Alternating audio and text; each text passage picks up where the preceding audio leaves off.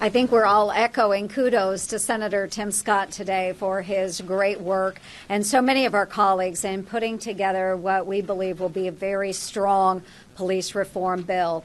A number of things that are really important within that bill. Of course, transparency. We need greater data sharing. We need greater oversight within our police departments and the information that is flowing up to the federal government, especially if we are sharing tax dollars, federal tax dollars, with those local jurisdictions. We also need greater training, and I'm glad to hear of the emphasis in the areas of training, making sure that our law enforcement officials know what is excessive force, what is appropriate, what is not appropriate in certain situations, and especially the considerations that we hope will be given to those that are dealing with issues of mental health or so forth, as Senator Blunt said. I think that's very important that we address those needs.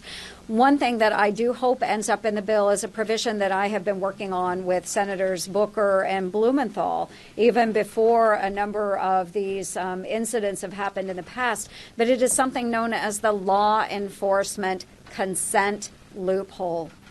And closing this up would address the area of sexual misconduct. And that would be specifically in prison systems where those guards are taking advantage of their position of authority and engaging in ill-advised activities with those that are imprisoned. So certainly we need to wrap up that loophole, make sure we're closing down on that, and hold our law enforcement officials to a higher standard of conduct. And again, defunding the police, that is a far-left talking point.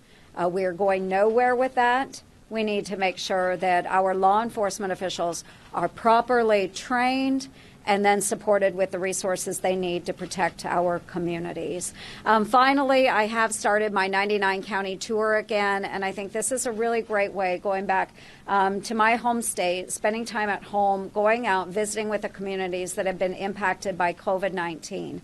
And large in part, what I'm hearing from community leaders and small business owners is that they are very, very thankful for the opportunities that existed in the CARES package to keep their small businesses up and alive.